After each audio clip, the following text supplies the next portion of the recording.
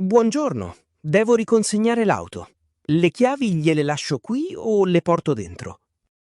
Buongiorno, me le dia pure. Vengo subito a controllare la carrozzeria. Un attimo solo. Faccia con calma. Eccomi. Allora, vediamo un po'. Fiancata destra a posto. Tetto ok. Senta, ma questo graffio sul paraurti anteriore? Quale graffio? Ah, quello in basso. Guardi, le assicuro che c'era già quando ho ritirato la vettura. Un attimo che controllo il modulo di ispezione sul tablet. Qui, in quella zona, non risulta segnato nulla, né graffi né ammaccature. Io non ho urtato proprio niente. Si vede benissimo che ha un danno vecchio. La vernice intorno è opaca e consumata. Però per noi fa fede il documento firmato alla consegna. Se il danno non era stato segnalato, sono costretta a contestarglielo. Mi scusi, ma quando ho ritirato l'auto pioveva a dirotto. Era praticamente impossibile notare un segno del genere vicino alla ruota. La capisco, però lei ha firmato l'accettazione dello stato d'uso prima di uscire dal parcheggio. La procedura mi impone di aprire una pratica di sinistro. Ma stiamo scherzando? Ho anche stipulato un'assicurazione aggiuntiva proprio per evitare queste discussioni. A sistema risulta la polizza intermedia con riduzione della franchigia, non la casco totale. Per i danni non coperti è comunque prevista una trattenuta. Senta, verifichiamo la documentazione con calma. Io non autorizzo nessun prelievo extra sulla mia carta per qualcosa che non ho fatto. Guardi che l'autorizzazione l'ha già data al momento del contratto, quando le abbiamo bloccato il deposito cauzionale. Sì, lo so, ma quel blocco serve per danni reali causati da me, non per difetti preesistenti che il vostro operatore si è dimenticato di segnare. Le ripeto che io mi devo attenere a quello che vedo a schermo e a sistema questa macchina risulta uscita in perfette condizioni. Se fosse uscita perfetta non avrebbe 40.000 chilometri e la fiancata piena di microsegni. Mi dica lei se questa portiera è perfetta. I graffi superficiali, sotto i 5 cm, rientrano nell'usura normale. Questo sul paraurti supera chiaramente il limite. Avrebbe dovuto farlo presente subito. Sarebbe stato opportuno che il vostro operatore mi accompagnasse al controllo, invece di consegnarmi le chiavi al bancone dicendomi di sbrigarmi. Le chiavi vengono consegnate al desk per snellire i tempi, però il cliente ha sempre il diritto di visionare il mezzo prima di mettersi alla guida. E io l'ho guardata, ma onestamente non mi sono messo a ispezionare il fondo del paraurti con la torcia sotto un temporale. Ci vuole anche un po' di buonsenso, no? Però capirà che in mancanza di una prova tangibile, tipo una foto scattata in quel momento, non posso ignorare la procedura. E in base a quale criterio lo quantifichiamo questo danno? Un graffietto del genere mica compromette la funzionalità dell'auto. Abbiamo una tabella standard fornita dai carrozzieri. Trattandosi di un danno su una parte in plastica verniciata, l'addebito della franchigia si aggira sui 200 euro. 200 euro per una riga di 3 centimetri che c'era già? Assolutamente no. Piuttosto vi mando una lettera dal mio avvocato.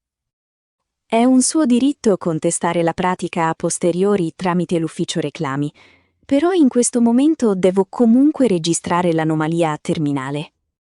Mi faccia capire, e se io mi rifiutassi di firmare il verbale di rientro?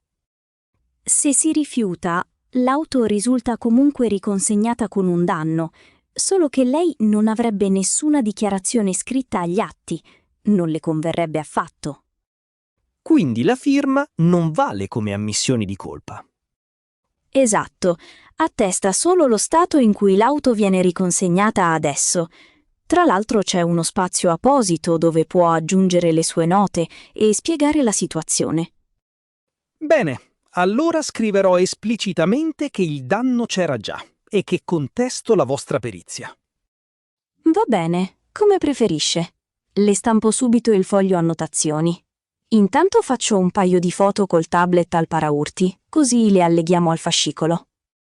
Faccia tutte le foto che vuole. Anzi, ne faccio qualcuna anch'io col telefono. Non si sa mai. Faccia pure. Le consiglio di fotografare la vettura da tutte le angolazioni, per sua tutela. Lo sto facendo. Comunque mi sembra un modo di lavorare poco trasparente. Capisco la sua frustrazione, però le assicuro che la nostra agenzia segue protocolli molto rigidi in tutta Europa. Talmente rigidi che ci rimettono sempre i clienti onesti. Se avessi saputo che finiva così, avrei fatto la casco totale. La casco è sempre consigliata, toglie un sacco di pensieri. Venga dentro, che iniziamo a preparare il verbale. Arrivo. Spero solo che l'ufficio reclami abbia un po' più di elasticità. Prego, si accomodi qui alla scrivania.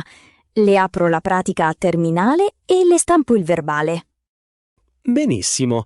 Mi indichi lo spazio per le annotazioni, così metto nero su bianco quello che ci siamo detti fuori.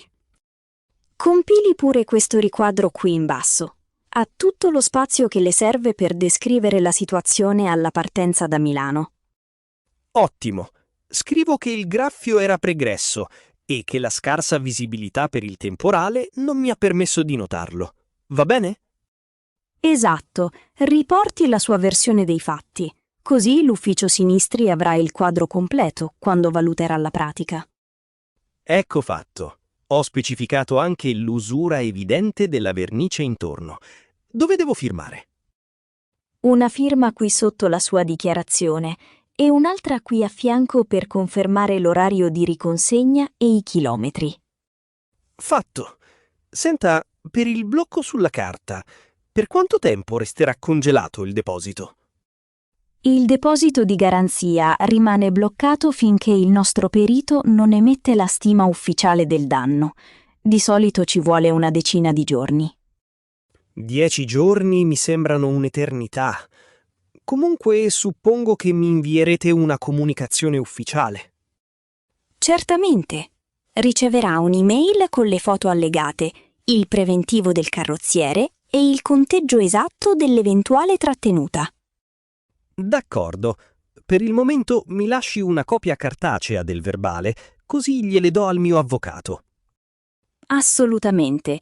Le sto fotocopiando il modulo firmato e le aggiungo la ricevuta di chiusura del noleggio. Ecco a lei tutti i documenti. La ringrazio.